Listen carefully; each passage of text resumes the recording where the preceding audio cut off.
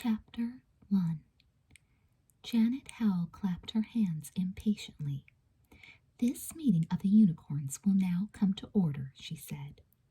The group of girls sitting around the cafeteria table quickly stopped talking.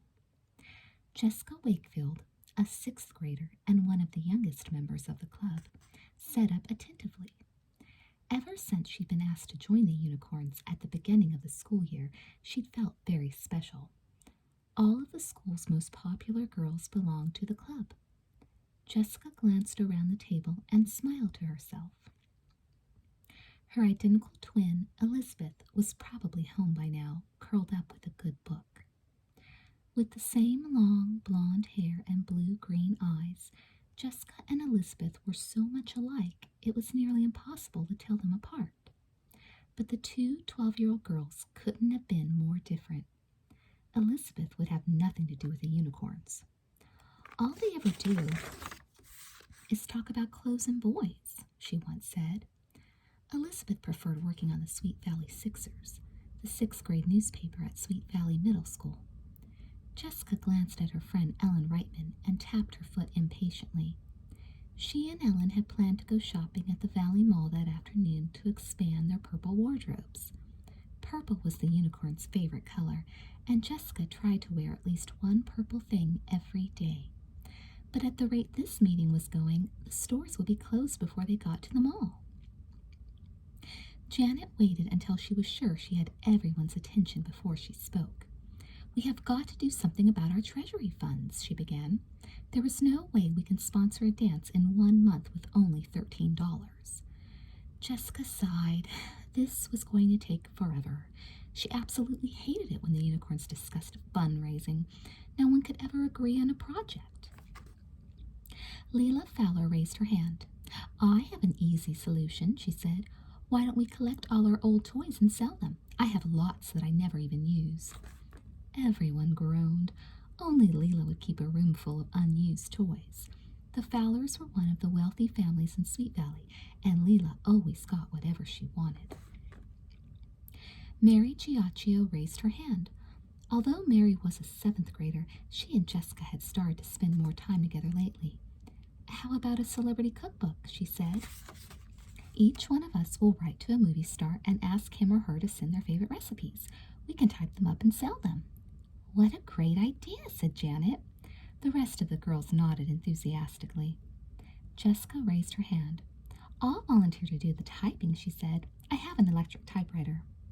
"That's terrific, Jessica," Janet beamed. "I didn't know you could type." Actually, Jessica had no idea of how to type. Elizabeth did, though. Elizabeth had gotten the typewriter for her last birthday. Jessica was sure Elizabeth wouldn't mind helping the unicorns just this once, and she might even write Jessica's celebrity letter. Jessica already knew whom she wanted to write. Vanessa Britton, the star of her favorite TV soap opera. Jessica looked around the table at the smiling faces and felt pleased with herself. She had obviously made another good move. The unicorns quickly wrapped things up. "That was a great idea, Mary," said Jessica as she and Ellen hurried out the door. "Thanks," Mary replied. Mary, who was a foster child, lived with the Altmans down the street from the Wakefields. Although Mary had moved to Sweet Valley only recently, she was well liked by everyone. Mary watched Jessica and Ellen leave. "Are you going home?" she asked Jessica. "No, we're going to the mall," Jessica replied. "Want to come?" Mary shook her head. "Maybe another time," she said. When Jessica got home, Elizabeth lay reading on the living room couch. "Hi, Liz," said Jessica. She flopped down on top of her sister's feet. "Ouch," said Elizabeth, drawing up her legs. "That hurts." "Sorry, big sister," said Jessica. Elizabeth had been born 4 minutes before Jessica, so she was the big sister and Jessica was the little sister. It had become a running joke between the twins. Jessica looked at her sister and grinned. "Any phone calls for me?" she asked. Elizabeth made a face and put down her book. "Just one," she said. "Janet Howell wanted to know if she could borrow your typewriter to write a letter to Vanessa Britton." "But I was going to write to Vanessa," Jessica protested. "No fair." "And whose typewriter was Janet planning to use anyway?" asked Elizabeth. Jessica clapped her hand over her mouth. I'm sorry, Liz, she said. I would have asked you sooner, but Ellen and I had to go to the mall. You don't mind if Janet uses your typewriter, do you? Elizabeth didn't answer. And Liz, Jessica said in a very small voice, while we're on the subject, would you mind doing a little typing for the unicorns? I told everyone I would type up the celebrity cookbook we're compiling. Elizabeth looked at her twin and sighed. Even though she loved Jessica more than anyone, it seemed that her sister was always asking her for something. You're such a good typist, Jessica added. I didn't think you'd mind. Elizabeth smiled. How come you always get me into these things, she said. Then you'll do it, Jessica asked. I promise never to ask another favor again. I'll believe that, Elizabeth said with a grin, when it happens. The next afternoon, Jessica was headed across the parking lot when she heard Mary Chiaccio call her name. Jessica turned around and waved. Are you going home? Asked Mary. Jessica nodded. Want to come? Sure, said Mary. Maybe we can get Elizabeth to help us write our celebrity letters. Jessica frowned. I think Elizabeth is working on the Sweet Valley Sixers this afternoon, she said. The newspaper is planning a special issue for Career Day next month. That's okay, Mary replied cheerfully. We can always listen to records. Jessica looked down at Mary's wrist. Ooh, she said, you're wearing my favorite bracelet again. Mary smiled and held out her wrist as they walked toward Jessica's house. She'd had the narrow gold and silver band for as long as she could remember. Every time she wore it, she received lots of compliments. Mary followed Jessica through the kitchen door. Mrs. Wakefield was sitting at the kitchen table, going through the mail. She worked as an interior designer.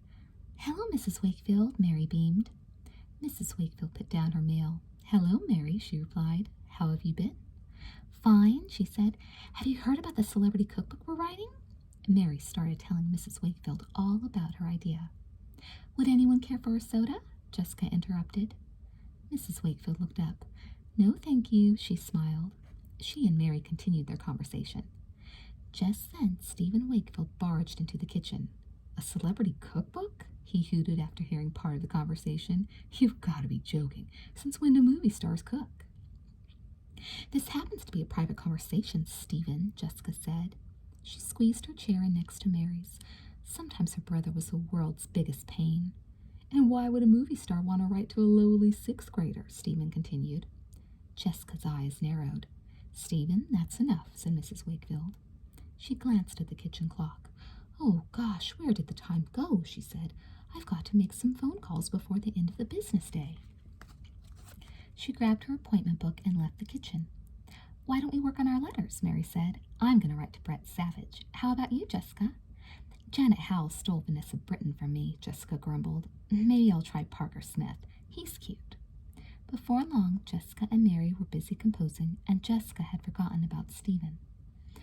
Elizabeth and her best friend, Amy Sutton, burst into the kitchen. Newsflash, newsflash, cried Amy as she ran past the table, waving a piece of paper. Soda and candy machines to be installed in the cafeteria. Jessica stared in disbelief. Wait till Fatso Lois Waller hears this one, she said. Jessica, Elizabeth protested, that's not very nice. Anyway, we still don't know if it's really true. According to Caroline Pierce, we'll have them by next week, said Amy. Caroline wrote the gossip column for the Sweet Valley Sixers and was known to have the inside scoop on everything. Elizabeth peered over her sister's shoulders. What are you writing? She asked. Letters to celebrities, Mary replied. Want to help? Elizabeth pointed to Jessica's letter. You misspelled a recipe, she said with a grin. I told you we needed help, Jessica said. Mrs. Wakefield re-entered the room. I thought I heard a crowd in here, she said. Mary got up from the table and ran over. What do you think of my letter? She asked eagerly. Mrs. Wakefield quickly scanned the page. Not bad, she smiled. Did you know you misspelled recipe? The girls burst out laughing. What's so funny? Said Mrs. Wakefield. Maybe we should give Mary and Jessica a dictionary, Elizabeth chuckled. Mrs. Wakefield looked at Mary and Amy and smiled. Would you two like to stay for dinner? She asked. Mary shook her head. I should probably be going, she said. Why don't we meet at your house tomorrow, Mary? Jessica asked. Mary hesitated. We may need Elizabeth's help again, she replied. Not if you have a dictionary, joked Amy. What about a typewriter? Mary added. I know Mrs. Altman doesn't own one. Mrs. Altman was Mary's foster mother. Jessica shrugged. Then I guess we'll meet here. That evening, Jessica knocked on Elizabeth's door. What's up? Asked Elizabeth. Jessica threw herself down on the end of Elizabeth's bed. Tell me if this sounds okay, she said. She held up a piece of paper and began to read. Dear Parker, Love and Lace is my favorite TV show, and naturally you're my favorite actor. I'm writing to you because my club, the Unicorns, is sponsoring a dance next month, and we're broke. To raise money, we're putting together a celebrity cookbook. I hear you're a pretty good cook. Would you mind sending us a few of your favorite recipes? Also, how about an autographed picture for my wall? Is it true you're not married? Sincerely, your fan, Jessica Wakefield. Jessica stared at Elizabeth hopefully. What do you think? She asked. It sounds fine except for one thing, said Elizabeth. I think Parker Smith just married Vanessa Britton. Jessica gasped and fell back on the bed. You're kidding, she said. She looked at her sister suspiciously. Liz, are you sure? She said. You never pay attention to movie stars. It's called reading, Elizabeth laughed. You should try it sometime. Jessica carefully crossed out the sentence about marriage, and over it she wrote, What's it like to be married to another famous celebrity? Jessica handed the letter to Elizabeth. Now it's perfect, she said. Can you type it? Not right now, Elizabeth said. I need to write this story for the newspaper about Career Day by tomorrow. Jessica's face dropped. It'll only take a minute, she said. Elizabeth sighed. Couldn't Jessica see she was busy? I'll make a deal, she said. I'm supposed to call Mr. Bowman right now to get some information for my story. Mr. Bowman, an English teacher at Sweet Valley Middle School, was the faculty advisor for the 6th grade newspaper. Jessica would do anything to get that letter finished. I'll do it, she said with a smile. Just give me the phone number. Elizabeth wrote down the number. Jessica dashed to the phone in the upstairs hallway and dialed. Mr. Bowman, said Jessica, this is Elizabeth Wakefield. Right, he replied. Here are the dates you need to know. Career Day is on the 17th. Our special guest will be David Tower of Consolidated Trucking, June Abraham of Food Industries. Jessica looked around for a pencil. No luck. She'd just have to remember what Mr. Bowman was saying. Jane Addams of Pet World, John Jenkins of Miller Design, Henry Weir of Jewelry Mart. Jessica concentrated as hard as she could, but she was starting to become confused. Was Mr. Weir from Jewelry Mart or Miller Design? Do you have that? Mr. Bowman said. I think so, Jessica replied. Good, said Mr. Bowman. Gretchen Tyler from Sweet Valley Fashions. Jessica stopped listening. Gretchen Tyler? She owns the Unicorn's favorite clothing store in the mall. Wait till the Unicorns hear about this. One more thing, said Mr. Bowman. Students must sign up for the career person they wish to visit by the 14th. Fine, said Jessica. I'll be sure to write it all down. She hung up the phone and quickly redialed. Hello, Leela, she said. Guess who's going to be at Career Day? In the other room, Elizabeth looked at the neatly typed letter to Parker Smith and smiled. She loved her typewriter more than anything. It was fun to use, and it made her feel like a real writer. Elizabeth glanced out in the hallway. What was taking Jessica so long? She should have been off the phone by now. Just then, Jessica burst into the room. Gretchen Tyler is coming to Career Day, she said. I can't wait to sign up for her. Wouldn't it be wonderful to have a career in fashion? She threw herself on Elizabeth's bed and stared dreamily at the ceiling. What else did Mr. Bowman say? Elizabeth asked impatiently. She took a pen and pad of paper from her desk and waited. Jessica bit her lip. Let's see, she began. Career Day will be the 14th. She hesitated. Was it the 14th or the 17th? Make that the 17th, she said. Elizabeth stopped. Are you sure? She asked. Jessica nodded. Positive. She took a deep breath. The other guests will be David Abraham of Consolidated Trucking, Henry Miller of Jenkins Design, Mr. Weir of Jewelry Mart. What is Mr. Weir's first name? Said Elizabeth, scribbling furiously. John, said Jessica. She couldn't believe she was remembering everything so well. She confidently finished giving the list of names to Elizabeth. When should people sign up? Said Elizabeth. By the 12th, said Jessica. Definitely by the 12th. Elizabeth smiled gratefully. Thanks, Jess, she said. I really appreciate this. She handed Jessica the neatly typed letter and matching envelope. Jessica kissed the back of the envelope. No problem, she grinned. A favor for a favor, right? She hurried off to find a stamp. Chapter 2. Jessica, wait up, shouted Mary. Jessica shifted her books from one arm to the other. They felt as though they weighed about a ton. Can I still come over today? Mary asked breathlessly. Sure, said Jessica. I have to stop by my house first, said Mary. I forgot my letter. Fine by me, said Jessica. I finished mine last night.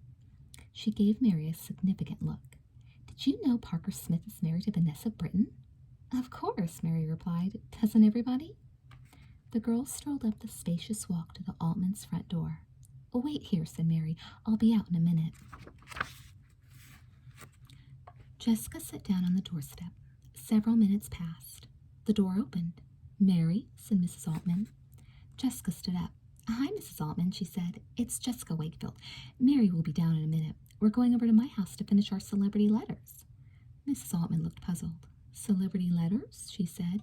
Didn't Mary tell you? Said Jessica. The unicorns are compiling a celebrity cookbook. Mary hurried out the door. Hi, Nancy, she said. Jessica thought it sounded funny to hear someone call Mrs. Altman Nancy. Mrs. Altman smiled. Jessica just told me about your celebrity cookbook, she said. You'll have to show me your letter when you're finished. Okay, said Mary. She turned to Jessica. We'd better get going, she said. I still have a lot to write. Mrs. Wakefield was in the kitchen when Mary and Jessica walked by. I see my cookbook experts have arrived, she said. Mary put her book bag down on the kitchen table and ran over to the sink. Hi, Mrs. Wakefield. What are you making? She asked. Broccoli souffle, said Mrs. Wakefield. Said Mary. That sounds delicious. Jessica tried not to gag. She hated broccoli souffle. You should tell Nancy to make this dish, said Mrs. Wakefield as she chopped the broccoli. I hear she's a wonderful cook. She is, said Jessica. How come I've never been invited over to dinner? I don't know, Mary shrugged. She leaned her elbows on the counter. Can I help you do anything, Mrs. Wakefield? She asked. Mrs. Wakefield smiled. You can chop up that onion if you'd like, she said. What about your letter, Mary? Interrupted Jessica. I'll work on it later. Mary shrugged again. Would you like to grate the cheese, Jessica? Said Mrs. Wakefield. Jessica made a face. She hated to cook, but she knew it would be impolite to desert her guest. I guess so, she said. As Jessica grated the cheese, she watched Mary and her mother talk. It seemed that Mary never took her eyes off Mrs. Wakefield. May I beat the egg whites? Mary said. Jessica sighed. She'd much rather be watching music videos or listening to albums right now. Finally, the souffle was ready for the oven. Let's go watch some TV, said Jessica. Mary lingered around the sink. Go on, girls, said Mrs. Wakefield. I'll clean up. Mary picked up a dirty pan. That's okay, Mrs. Wakefield, she said. This only takes a minute. Jessica couldn't believe it. Was Mary here to see her or to wash dishes? I'll be watching TV, Jessica said loudly. She stalked into the den and threw herself down on the couch. She'd had enough of cooking. In Mr. Bowman's room at Sweet Valley Middle School, Elizabeth proudly held up the master sheets for the next edition. Perfect, she said. Start the presses. Amy Sutton, Julie Porter, and Caroline Pierce applauded. Good work, girls, said Mr. Bowman. Have you done a final proofreading? Elizabeth nodded. As editor, she put a lot of time into this issue. It had been her idea to have the newspaper cover Career Day. Elizabeth handed the Ditto Masters to Mr. Bowman. I'll try to get these run off right now so we can staple and distribute them tomorrow, said Mr. Bowman. Elizabeth, he called as the girls were leaving, do you have a minute? Amy, Caroline, and Julie gave Elizabeth a look as they scurried out the door. Sometimes they could be so immature, Elizabeth thought.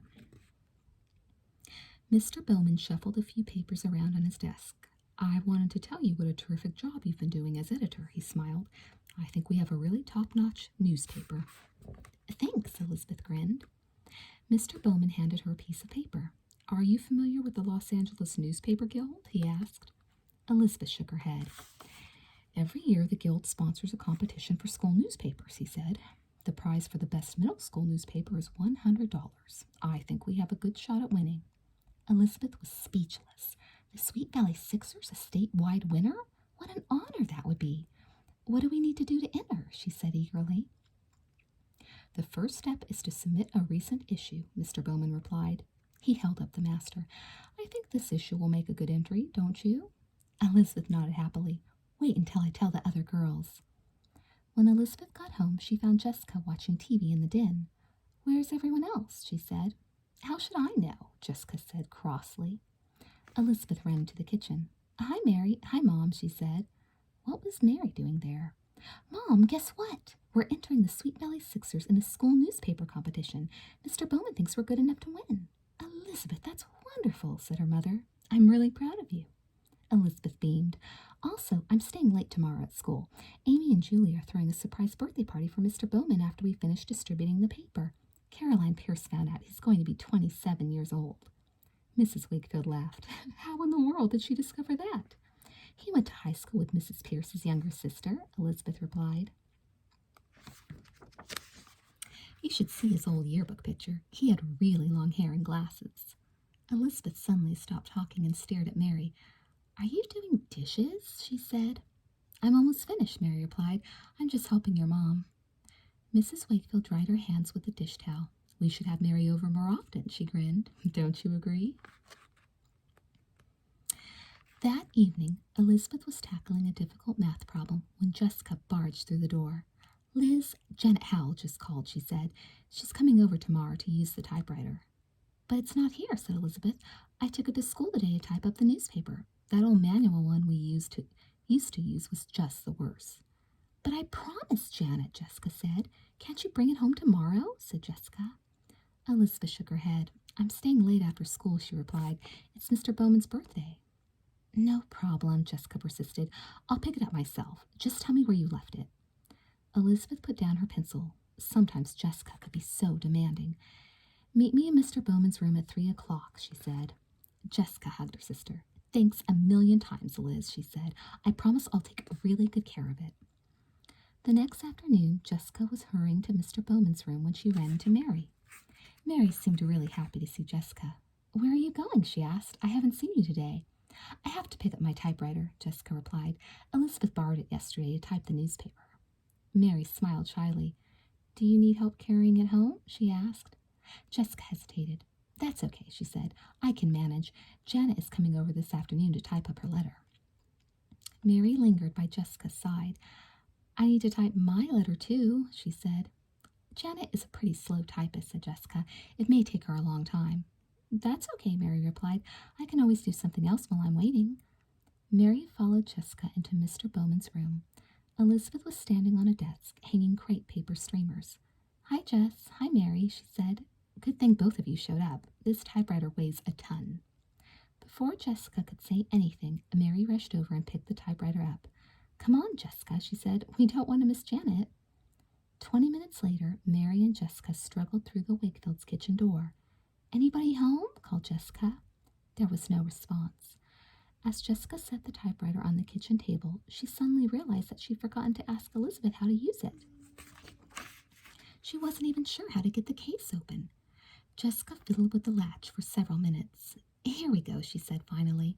She removed the typewriter from its case and to her despair found no manual. The front doorbell rang. That must be Janet, said Mary. I'll get it. Jessica could hear lots of voices in the front hallway. Mary reappeared with Janet, Betsy Gordon, and Tamara Chase. Betsy and Tamara were 7th grade members of the Unicorns. Hi, Jessica, Janet said. You don't mind if Betsy and Tamara use your typewriter, do you? No problem, said Jessica. She glanced nervously at the kitchen table. What if someone asked her to type something? What was she going to say? Janet had already set down the typewriter. How do you use this thing? She asked. Jessica panicked. Simple, she said. You just plug it in and type. Janet inserted a piece of paper. Will you help me? She said. I'm not used to an electric typewriter. Jessica held out her hand apologetically. I can't, she replied. I jammed my finger in gym class today. How did you do that? Said Tamara. Jessica thought fast. Lois Waller ran into me, she replied. What a tub. Everyone except Janet burst out laughing. I hope you're still going to type the recipes, Janet said. The Unicorns are counting on you. Oh, sure, Jessica replied quickly. The last thing she wanted to do was get on Janet's bad side. Janet was president of the Unicorns, and her opinion really mattered. Mrs. Wakefield came through the back door carrying a stack of wallpaper samples.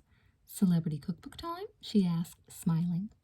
Hi, Mrs. Wakefield, chorused the girls. Mary rushed over. Let me help you with those, she said. Thank you, Mary, said Mrs. Wakefield. You're getting to be indispensable around here. Jessica's eyes narrowed. Why was Mary paying so much attention to her mother? In all the time that Mary and Jessica had been friends, Mary had never once invited Jessica over to her house. She never wanted to go shopping or to the movies either. All Mary ever wanted to do was come over to Jessica's house, especially if she knew Jessica's mother would be there. Jessica, your stupid typewriter isn't working right, said Janet. Look, the keys are all jammed up. Jessica leaned over the keyboard and gasped. What had Janet done? The inside of Elizabeth's typewriter was a hopeless mess. It looks broken to me, said Tamara. Jessica couldn't believe it. Elizabeth was going to kill her. It wasn't broken before, she said. It was working perfectly yesterday. Don't blame me, said Janet. I asked you how to use it, and you wouldn't help me. But I hurt my hand, said Jessica. Just then, Elizabeth burst into the kitchen. She looked really angry. Jessica, she said in a stifled voice, I need to talk to you in the other room. Jessica stared at her sister. It wasn't like Elizabeth to be this upset. Something must really be wrong. I'll be right back, she told her friends. She followed her twin into Mr. Wakefield's study and shut the door. I thought I could trust you to at least get your facts straight, Jess, Elizabeth said angrily. What are you talking about, said Jessica. The article I wrote about Career Day, Elizabeth replied. You mixed up the dates and names that Mr. Bowman gave you. Now we have to completely retype the paper. I feel like a real idiot. I didn't even get to stay for Mr. Bowman's birthday party. Jessica felt awful. I'm sorry, Lizzie, she said. I really am. I could have sworn I got the names right. Elizabeth sighed loudly. It's okay. I know you didn't do it on purpose. She smiled at her sister. Good thing you brought my typewriter home, she said. I'm going to have to retype everything tonight. The deadline for the competition entry is tomorrow. It is? Jessica gulped. Elizabeth nodded. Is something the matter? She asked. Jessica glanced nervously toward the kitchen. I hope not, she said. Chapter 3. Jessica rushed back into the kitchen. All the girls were still huddled over Elizabeth's typewriter. Is it working yet? She said anxiously. Would everybody please stand back? Snapped Janet. I can't see. Jessica peered over Tamara's shoulder. The typewriter still looked hopelessly jammed. What's going on? Said Mary as she approached the kitchen table. Jessica pointed to the typewriter. That's easy enough to fix, Mary said cheerfully. She stuck her fingers down into the machine and fiddled with a few of the parts. A minute later, the typewriter was clear. Mary put another sheet of paper in and expertly typed a few lines. Done, she said. The girls were speechless. Where did you learn to repair typewriters? Said Betsy. And when did you learn to type? Added Jessica. Mary shrugged. I just picked it up, she said. It wasn't that hard to fix. A few of the keys were stuck together, that's all. Jessica was puzzled. There were so many things about Mary that were a mystery. Why hadn't she told anyone she could type? That was the strange thing about Mary. As popular as she was, no one knew very much about her. Mary invited herself over again the following day, just as Jessica had expected. Jessica didn't understand why Mary always wanted to come over, and she didn't like it one bit. This time, though, she was prepared. Sorry, Mary, she said. I'm going over to Ellen's. Mary looked upset. Jessica paused. Maybe Mary was just feeling left out. Would you like to come with us? She asked. I'm sure Ellen won't mind. I don't think so, Mary responded. I should probably work on my social studies report. Jessica smiled to herself. So far, her suspicions were correct. Mary wanted to be around Jessica only if she could spend time with Mrs. Wakefield. Later, as Jessica and Ellen sat around Ellen's living room, drinking diet soda and eating potato chips, Jessica mentioned Mary's name. Does Mary ever come over to your house? She asked casually. Sometimes, Ellen said. Why? Does she like to spend a lot of time in the kitchen talking to your mom? Jessica continued. Ellen looked at her as if she were crazy. What are you talking about? She asked. Never mind, said Jessica. I was just curious. When Elizabeth heard the last bell, she quickly gathered her things and got ready to go home. All day she'd had trouble keeping her eyes open. She'd stayed up until almost midnight the night before, doing homework and retyping the newspaper. Mr. Bowman had been upset with Elizabeth when he'd read her article about Career Day. He kept saying that it wasn't like Elizabeth to be so careless. Elizabeth was glad for the chance to make it up, especially if it meant meeting the competition deadline. Good thing Amy, Julie, and Caroline had volunteered to do the stapling and collating this afternoon without her. As she shut her locker, Elizabeth heard someone call her name. "Hi, Mary," she said. "You walking home?" asked Mary. Elizabeth nodded. "I'm exhausted," she said. "I stayed up really late last night." Mary fell into step with Elizabeth. "Were you retyping the paper?" Mary asked. "How did you know?" said Elizabeth. "I overheard your conversation with Jessica yesterday," Mary confessed. "I was on my way back to the kitchen." She smiled at Elizabeth. "You know, I'm a pretty good typist," she said. "If you ever need help again with something, just let me know." "Wow, thanks, Mary," said Elizabeth. "That's really nice of you." Elizabeth and Mary talked until they reached the Wakefield's doorstep. Mary craned her neck. "Looks like your mom's home," she said. "You want to come in for a minute?" said Elizabeth. "Sure," said Mary. She followed Elizabeth through the back door. When Jessica got home from Ellen's house about an hour later, the first person she saw when she walked into her kitchen was Mary Chiaccio. Jessica felt her stomach tighten. What was she doing here? "Hi, Jessica," said Mary. "I walked home with Elizabeth today, so she invited me in for a while." "I don't see Elizabeth." Jessica controlled her voice. "She just went upstairs to take a nap before dinner," said Mrs. Wakefield. "Mary offered to help with dinner again." "That figures," thought Jessica.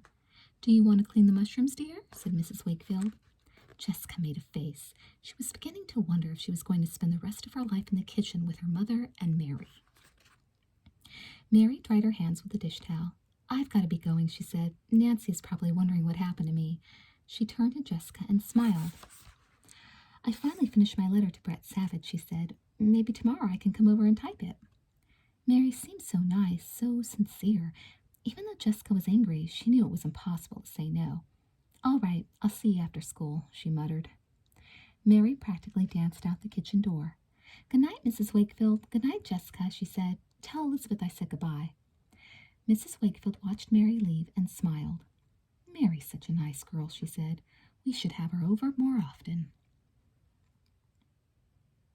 When Jessica got home the following afternoon, Mary was already sitting at the kitchen table talking to Mrs. Wakefield. "Hi, Jessica," Mary said. "I looked for you all over school after the bell rang today." "You must not have looked that hard," Jessica replied crossly. "I was there." Mrs. Wakefield cleared her throat. "Did you have a nice day?" she asked. "It was okay," Jessica replied. She yanked open the refrigerator door and grabbed at a container of milk. Out of the corner of her eye, she watched as Mary read her celebrity letter to Mrs. Wakefield. Mary was reading a sentence about how she'd heard that Brett was into health foods when Stephen appeared out of nowhere and planted himself in front of the open refrigerator door. "I thought Brett Savage only ate wheat toasties," he said as he attacked the last wedge of apple pie. "Hungry, Stephen?" Jessica asked sarcastically. "I'm a grown boy," Stephen shot back. "The least you could do is shut the refrigerator door," Jessica said. "Why should I?" Stephen replied. "This way I don't have to get a plate dirty." Mrs. Wakefield looked over. "Stephen," she said, "close the door." Stephen slammed the door shut. "Big mouth," he told Jessica. Jessica folded her arms against her chest and angrily leaned against the sink.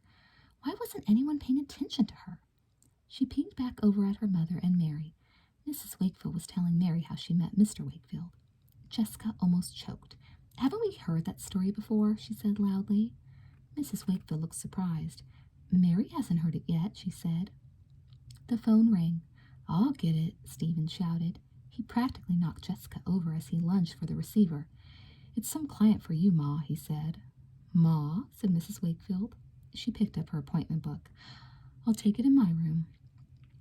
After Mrs. Wakefield left, Mary got up from the table and walked over to Jessica. "Your mom is really nice," she said. "I've noticed," said Jessica. For an instant, Mary looked hurt. "I'll go get the typewriter," she said. "Where is it?" "In Elizabeth's room," Jessica said.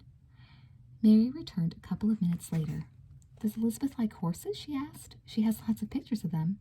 "Elizabeth loves horses," Jessica replied. "My parents said that if she wants to, she could start taking riding lessons again in a few weeks." "Leela might be getting a horse," Mary said. "Her father said he'd buy her one." "Wait till Elizabeth hears that," said Jessica.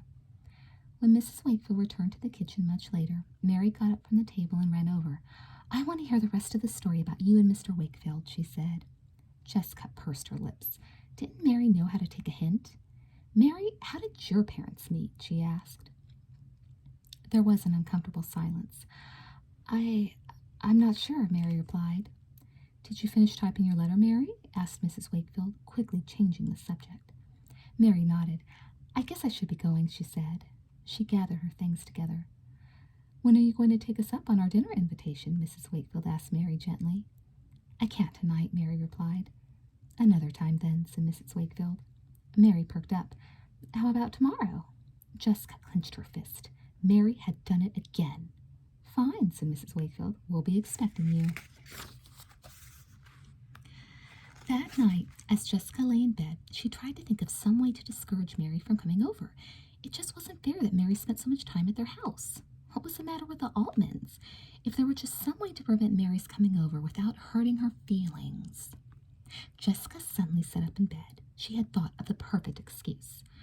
When the final bell rang the next day, Jessica hurried through the corridor to find Mary. Not even Bruce Patman, the cutest boy in the 7th grade, could slow her down. Where's the fire? Bruce shouted as Jessica raced past him. At the other end of the hall, Jessica spotted Mary. Mary, wait up, Jessica called. Mary turned around. Jessica got ready for her performance. She let her face sag and her eyelids droop, and then she clutched her stomach tightly. What's the matter? Asked Mary. You don't look very good. I think I have one of those stomach viruses, Jessica moaned. Mary looked worried. Is it contagious? She asked. I don't know, Jessica replied. It just came over me about 5 minutes ago. I feel like throwing up. Well, maybe I shouldn't come over, Mary said. Jessica shook her head sadly. Maybe you shouldn't, she agreed. She suddenly clapped her hand over her mouth. Oops, she said. Gotta go. She hurried out the door and across the parking lot. When she reached the road, she glanced behind her. Mary was nowhere to be seen. Anybody home? Called Jessica as she walked in the Wakefield's back door. There was no answer. Jessica looked to see if her mother had left a note on the kitchen table. Since she didn't find one, she figured her mother was probably just running late.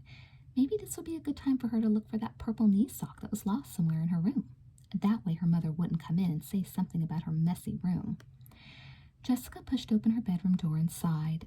It was a wonder she ever found anything in this room. There were clothes, albums, hairbands, and cookie crumbs everywhere. She lifted up a pile of things that had been sitting on a chair and began sifting through them. Just then Elizabeth burst through the door. Jess, are you okay? She asked. Mary told me that you're sick. I'm feeling much... Jessica did a double take as she ran into the hallway at the top of the stairs.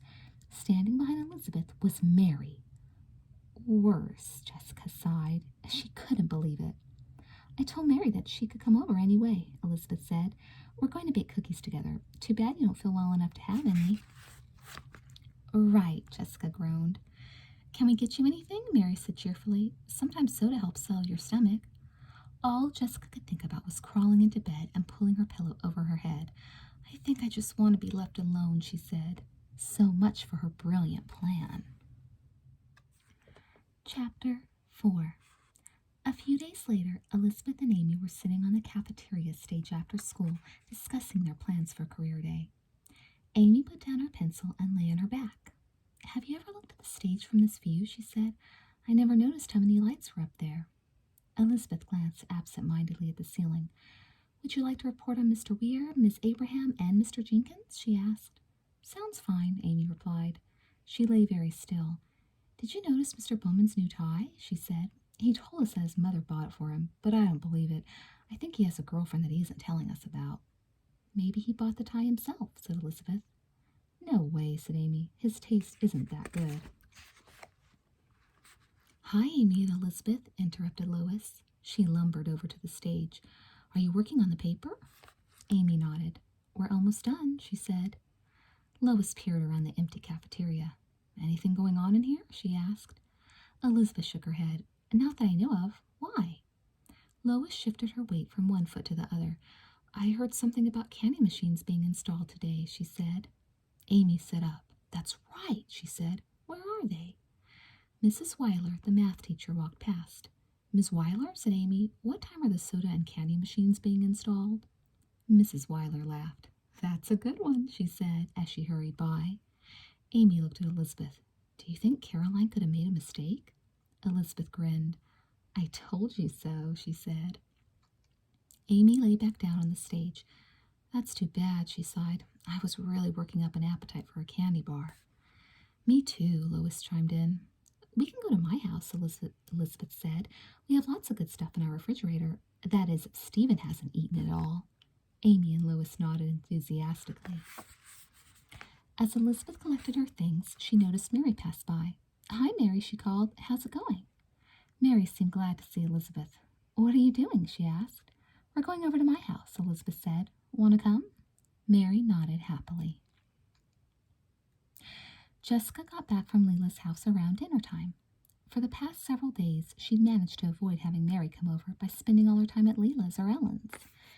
As the Wakefields sat down to dinner, Mr. Wakefield looked around the table at his family. What did everyone do today? He asked. Stephen was busy helping himself to potatoes. Basketball practice, he grunted. I was at Leila Fowler's house, Jessica said. She has got a whole bunch of new videotapes. Amy, Lois, and Mary were here this afternoon, Elizabeth said. We mostly sat around in the kitchen. Jessica almost choked on her steak. Mary was here again? She said. Who invited her over? I did, said Elizabeth. What's the big deal? Jessica gave Elizabeth an exasperated look. Mary had some nerve, she thought. She obviously didn't care who invited her over, just as long as she got to spend time at the Wakefields. What's the matter, Jessica? Teased Stephen. Your face is turning red. Mind your own business, she snapped. Is little Jessie jealous? Said Stephen. Of course not, said Jessica. Stephen, that's enough, said Mrs. Wakefield. I'm sure Jessica doesn't mind that Mary occasionally comes over with Elizabeth. Do you, darling? Jessica couldn't believe this conversation. Why was everybody missing the point? Wasn't it obvious that the only person Mary really wanted to see was Mrs. Wakefield? Will everyone stop picking on me? She said. I don't want to discuss this right now. Elizabeth looked at her sister and felt a twinge of guilt. Maybe Jessica was angry that she'd invited Mary over. She decided that she'd speak to Jessica privately after dinner. A short time later, Elizabeth dropped by Jessica's room. Jess, she called, where are you? Jessica poked her head out of the closet. Have you seen my pink sweater? She asked. No, Elizabeth said, but keep looking. It's probably here somewhere. Elizabeth was relieved that Jessica didn't seem angry with her. Jessica cleared a path out of the closet. What's up? She asked. You don't care that I invited Mary over today, do you? Elizabeth said. I know she was your friend first. Jessica paused. That's not what's bothering me, she replied. It's Mary. What about her? Said Elizabeth. Have you ever noticed how much time she spends talking to Mom? Jessica asked. Elizabeth seemed surprised. Not really, she said. It's true, said Jessica. Whenever Mom is in the room, Mary ignores everyone else. It's as if no one else matters. Are you sure? Said Elizabeth. Jessica's arms dropped at her side. Why don't you believe me? She said. All Mary cares about is talking to Mom. She doesn't even want to be here when Mom's not here. Elizabeth looked at her sister and sighed. Once Jessica had made up her mind, it was hard to convince her otherwise. Maybe Mary wishes she had a mother like ours, she said. There's nothing the matter with Mrs. Altman, Jessica replied stubbornly. Why doesn't she spend time with her? Elizabeth didn't say anything. The next time Mary invites herself over, Jessica continued, you watch and see who she follows around the whole time. Okay, said Elizabeth. If it means that much to you, I will. Jessica let out a sigh. Thanks, Liz, she said. You'll see I'm not crazy. The next afternoon, Elizabeth and Amy were sitting around Mrs. Bowman's room after school. Any news from the newspaper guild, Mr. Bowman? Said Elizabeth. Mr. Bowman looked up from the papers he was grading. Nothing yet, he said. Amy peered over Mr. Bowman's shoulder. You gave Leila Fowler a D on her essay? She grinned. Why are you asking for trouble? Mr. Bowman covered Leila's grade with his hand. These marks are supposed to be confidential, Amy, he said. Amy wasn't the least bit rattled. Is my essay in there? She asked. You don't want to see it, Mr. Bowman laughed. Amy's face fell. Did I get a bad grade? She asked. I worked really hard on it. Amy, Mr. Bowman said, you'll find out your grade with the rest of the class. Elizabeth looked up and saw Mary enter the room. There you are, Mary said in a relieved voice. I thought maybe I'd missed you. We're helping Mr. Bowman grade papers, joked Amy. Mary peered at the stack of essays. Is my book report in there? She asked. You'll find out your grade with the rest of your class, said Amy and Elizabeth in unison. They both burst out laughing. Are you going home soon, Elizabeth? Said Mary. Elizabeth remembered her conversation with Jessica. It's true, she thought. Mary is inviting herself over. Still, it didn't bother Elizabeth. Mary was always nice to have around. I guess Mr. Bowman could use some peace and quiet, she said. You could say that again, said Mr. Bowman. No one was home yet when Jessica walked in after school. She was on her way over to the kitchen table to see if her mother had left a note when she noticed the large white envelope addressed to Ms. Jessica Wakefield that was sitting on top of the mail. She grabbed the envelope and opened it. Inside was a large black and white glossy of Parker Smith that said, "To Jessica, love Parker." There was also a typewritten letter. Jessica picked it up and read it aloud. Dear Jessica, thank you for your nice letter. Your celebrity cookbook sounds like a fabulous idea. I'm enclosing Van's and my favorite recipe for sweet and sour barbecued ribs. Good luck with your cookbook. Love, Parker. P.S. Being married to Vanessa is heavenly. Jessica sat down and sighed. Parker Smith could be so romantic. Wait until the unicorns heard about this. A personal letter. Jessica quickly called Leela. Leela, she said, you won't believe what I just got in the mail. Can I come over right now and show you? Within minutes, Jessica had left the house, still clutching the white envelope. Several minutes later, Elizabeth, Mary, and Amy walked into the Wakefields and threw their things on the kitchen table. I guess no one's home, Elizabeth said. Come on, I want to show you something in my room. The three girls ran upstairs to Elizabeth's tidy blue and white bedroom. Elizabeth opened her bureau drawer and carefully took out a tiny gold locket. On the inside of the locket was a picture of a horse. Isn't this beautiful? Elizabeth said softly. This locket belonged to my mom when she was my age. She just gave it to me. Was that a horse? Asked Amy. No, Elizabeth replied. She just liked them. She found this picture in a magazine. Leela may be getting a horse, Mary said. Really? Inquired Elizabeth. I didn't know Leela liked horses. She likes them okay, said Mary. You know how Leela is. Whatever she decides she wants, she gets. I wish I were getting a horse, Elizabeth said wistfully. The front door slammed just then. Hello, shouted Mrs. Wakefield. Anyone home? Mary's face brightened. We're up here, Mrs. Wakefield, she called. Mrs. Wakefield stuck her head in Elizabeth's room. Does anyone know where Jessica is? She asked. Her letter from Parker Smith arrived. He actually wrote? Said Elizabeth. I don't believe it. I'm sure Jessica is thrilled, said Mrs. Wakefield. She turned to Mary. Have you gotten a response yet? She asked. I don't think so, Mary replied. Maybe something came in the mail today. She watched Mrs. Wakefield go back down the stairs and head toward the kitchen. Do you need help fixing dinner? She asked. I thought I'd make a salad, said Mrs. Wakefield. You can help if you like. Mary and Mrs. Wakefield disappeared down the stairs. Maybe Mary just likes to cook, Elizabeth thought.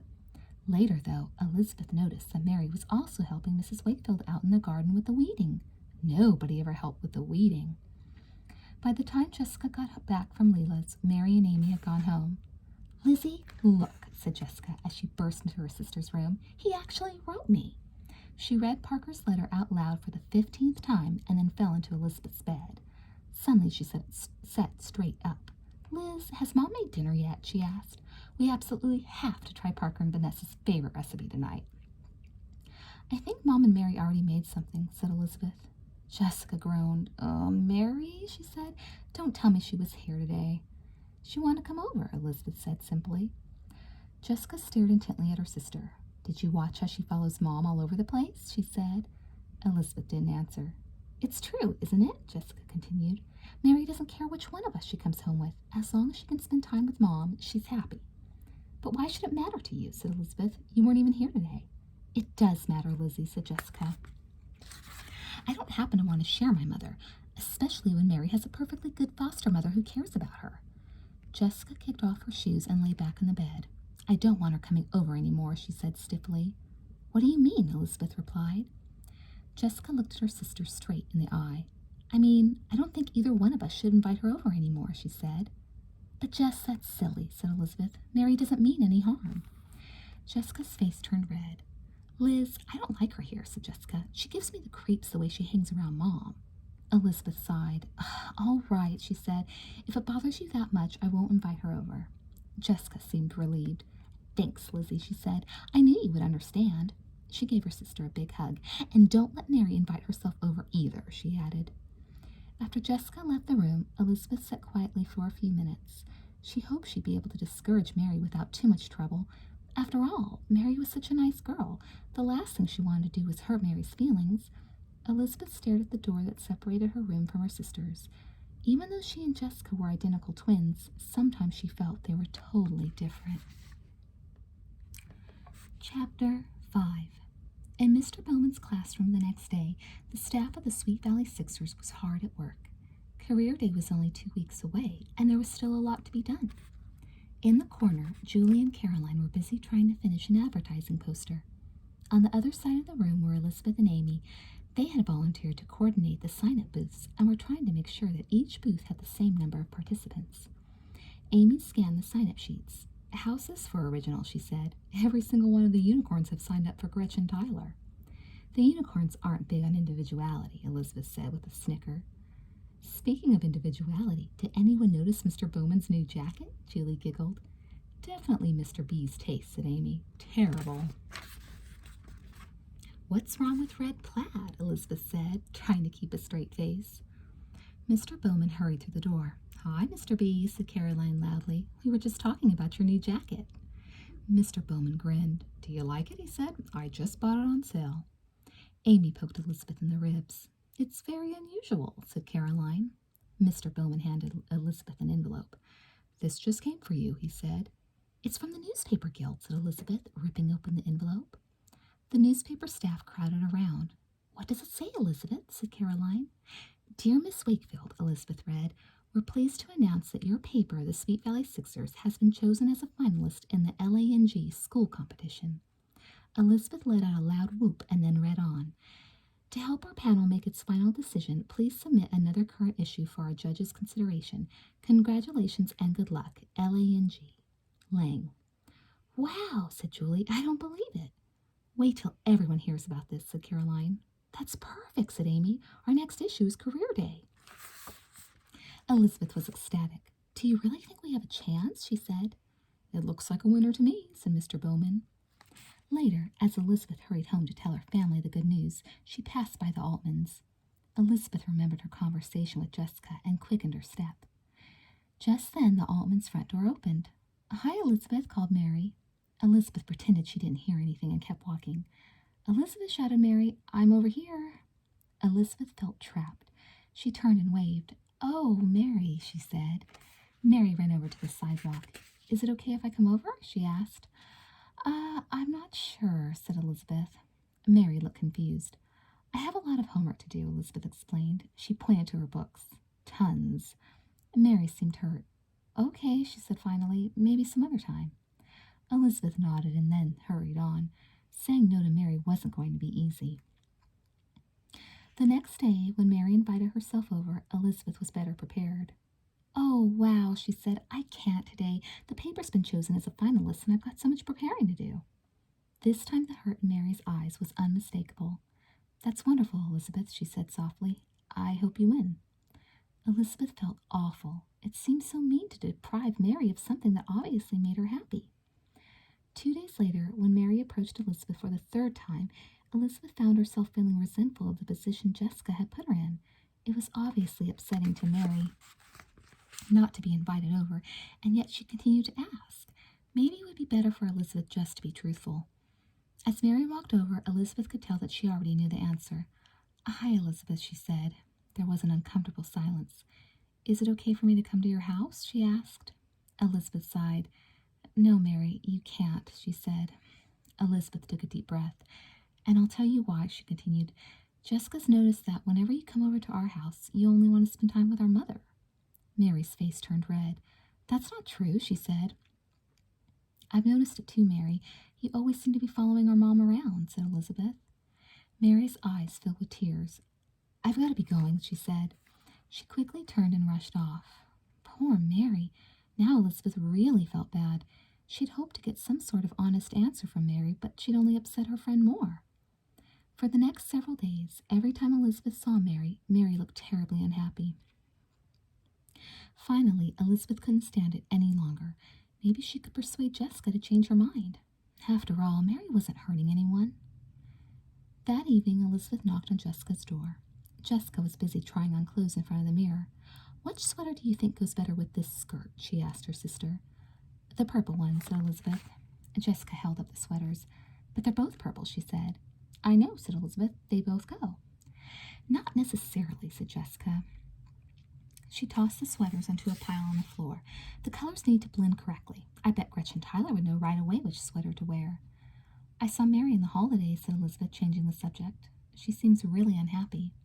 I hadn't noticed, said Jessica. Elizabeth watched her sister slip on a familiar blouse. Hey, that's mine, she said. Jessica looked down. Oops, you're right, she said. She gave Elizabeth a sheepish look. You don't care if I borrow it, do you? Elizabeth sighed. I guess not, she said. Jess, I think you should reconsider about Mary. She's not doing any harm by being here, and it would make her feel so much happier. No, said Jessica firmly. I don't want her to come over. But she's miserable, Elizabeth said. I don't care, Jessica said stubbornly. Elizabeth could see that it was hopeless. Okay, she finally said, if that's the way you want it. For the next few days, Mary avoided Jessica and Elizabeth. If she noticed either one, she would cross the hall or lower her eyes and duck into a classroom. Elizabeth still felt bad, but Mary's weird behavior only seemed to confirm what Jessica had said about her. On Friday, Jessica attended a special meeting of the unicorns to discuss the progress of the cookbook. As she slid into her seat, Jessica noticed Mary sitting alone by the door. Although Jessica would never admit it to anyone, she suddenly realized she felt sorry for Mary, too. Janet clapped her hands. Attention, everyone, she said. I think we've heard from a good percentage of celebrities, and it's time to start putting the cookbook together. The unicorns all nodded. I'd like to have them on sale in 2 weeks, Janet continued. She looked at Jessica. Will you be able to type up the recipes by next week? Sure, said Jessica. She'd forgotten all about volunteering her typing services. She hoped Elizabeth would be around to help her. Did everyone have a chance to sign up for Gretchen Tyler for Career Day? Interrupted Tamara Chase. Jessica grimaced. She'd forgotten that Monday was Career Day. That meant Elizabeth would be busy all week writing the next edition of the newspaper. Speaking of Gretchen Tyler, has anyone seen Diana Diamond's new music video? Said Betsy. Sweet Valley Fashions has the exact same dress that she wears in the video. Gretchen has such good taste, Ellen sighed. Jessica smiled weakly. Right now, she had more important matters to think about. How was she going to get those recipes typed? She glanced at Mary. If only she and Mary were friends again. Mary would be able to type the cookbook in no time at all.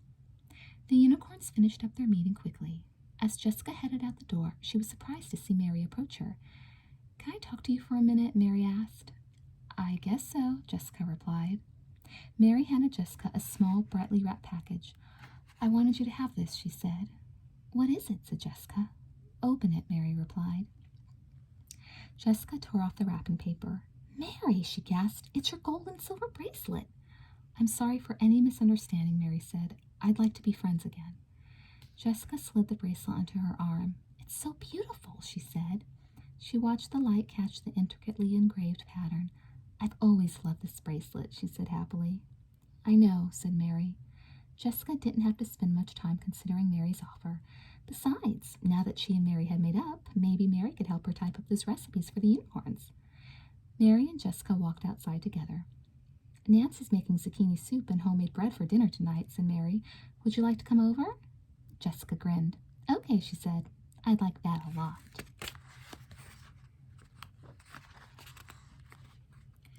When Elizabeth got home from school, she was surprised to hear that Jessica had gone to Mary's for dinner.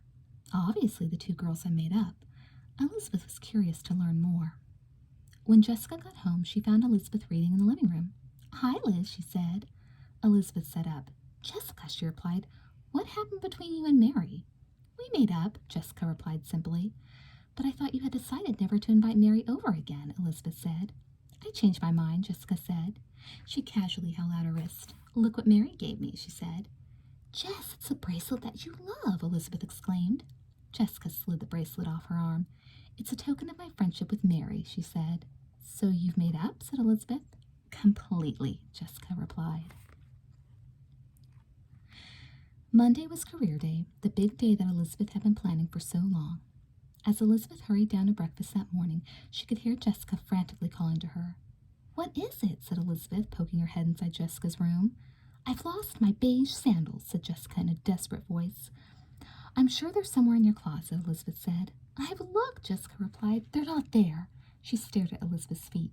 May I borrow yours? She said. But I'm wearing them, said Elizabeth. You can wear your navy ones, Jessica said. Navy goes better with what you have on anyway. I happen to like these, Elizabeth grumbled. Liz, please, begged Jessica. I've been planning this outfit for weeks. I want to look really fabulous when I meet Gretchen Tyler. Elizabeth smiled. So that was it. Okay, she sighed, slipping off her shoes. But you better not scuff them up. They're brand new. I promise I won't, Lizzie, said Jessica. Thanks a million. The rest of the day flew by for Elizabeth. Even though most of the school had regular classes scheduled for the morning, Elizabeth, Amy, Julie, and Caroline were excused in order to set up the cafeteria. After lunch, there was an opening assembly followed by several panel discussions. After that, the student body divided into groups to meet with the career people they had signed up for. During all this, Elizabeth took careful notes. Because this edition of the newspaper was being entered in the competition, it was especially important that she get everything right. One mistake or carelessly written article could cause the paper to lose the contest. Elizabeth's last stop of the day was Gretchen Tyler. She carefully sneaked into the back of the room where Gretchen was speaking and took out her notebook. In front of her, the unicorns listened to Gretchen with rapt attention. Elizabeth noticed Mary and Jessica sitting side by side in the corner. The trick to good fashion planning is being able to catch the consumer's eye, Gretchen was saying. This was certainly true in Gretchen's case, thought Elizabeth. She had on strange-looking webbed tights, bright orange shoes, several layers of colorful socks, and a large baggy type of overblouse. Gretchen's outfit was certainly eye-catching. Elizabeth recorded Gretchen's observations, described her strange outfit, and then yawned. She was not that interested in clothing. Good thing she was sitting in the back. Jessica would have died if she'd seen Elizabeth yawn like that. Gretchen finally finished talking, and the unicorns applauded wildly. Wasn't she fabulous, Lizzie? Said Jessica as she left the room. Unbelievable, Elizabeth grinned. She packed up her notebook and got ready to go home. This was going to be one very busy